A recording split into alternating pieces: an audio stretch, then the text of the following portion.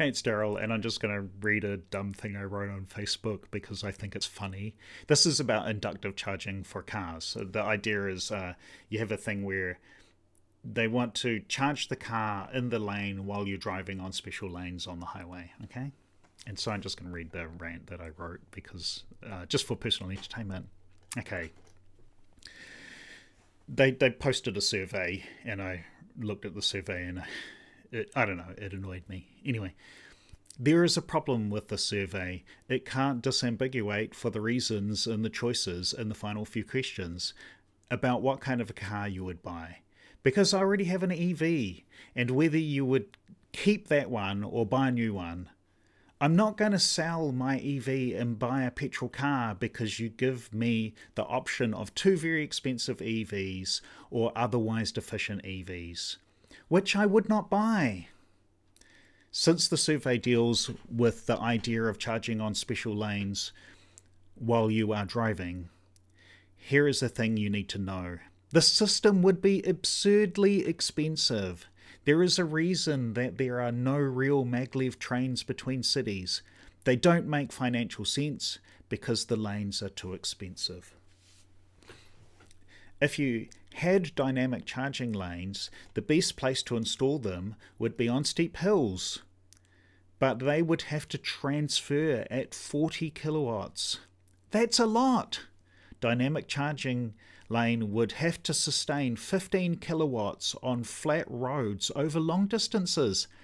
That's a lot.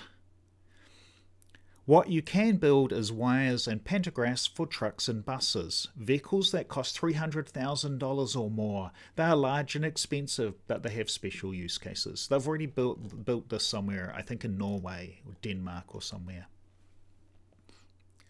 No one would buy a car that does not have DC fast charging. They cannot be used on long trips without it. Some of the options in the survey are not real things. Okay, so we're talking about buying new cars here. There are old cars that don't have DC fast charging, but that's okay, you use them for local errands. Dynamic in-lane charging is just kind of a pie-in-the-sky idea. DC charging is already at 200 kilowatts for cars that people can buy now. My brother owns one. I drive for 2 hours. If you drive for 2 hours on a highway, a medium-sized car needs about 25 to 40 kilowatt hours of power. This can be transferred in 10 minutes. You can stop every 200 kilometers for 10 minutes. That's enough. The speed of DC charging problem for regular cars has already been solved. Ideally, DC charging at 300 or 500 kilowatts is enough. You simply do not need more than that. GigaWatt charging has already been designed. It would be good for buses and vans and trucks and vehicles for professional drivers. Mostly 250 kilowatts is enough. Mostly actually 150 kilowatts is enough.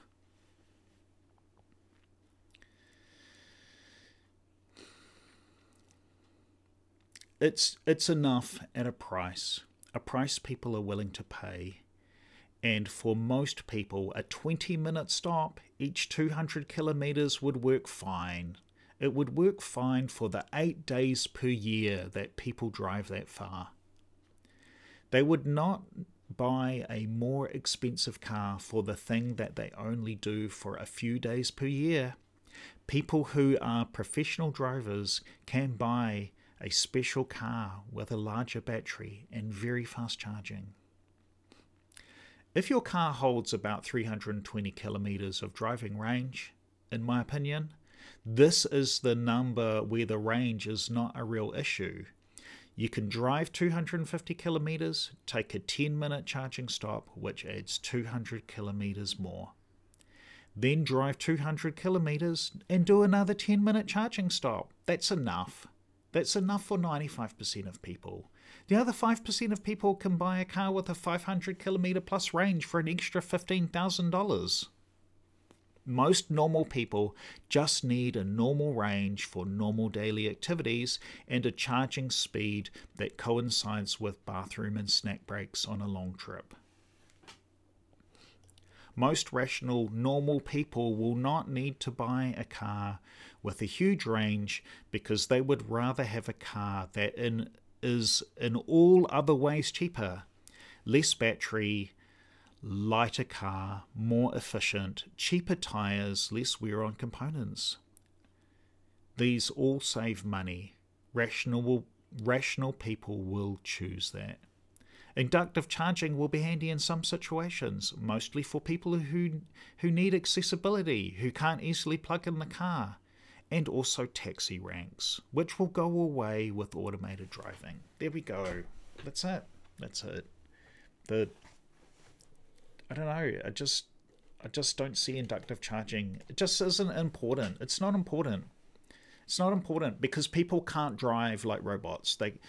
Some people can. When I was 20 or something, we drove between two major cities that were 500 kilometers apart, and we took 1 or 2 stops.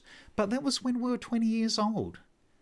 Like, that's just not normal. That's not normal. Normal people don't drive like that. Normal people don't drive 300 miles without stopping. That's just not normal. There's some people who can do it. They're not normal. That's not normal. If you're taking your family, you can't drive in the car for 3 or 4 hours non-stop. It's not going to happen. It doesn't happen. It's not possible.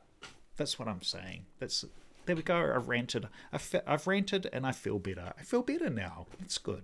There we go. Shared my idea. Enjoy it. See you later. See you in another video. Hope you enjoyed it. Like and subscribe. It's a video.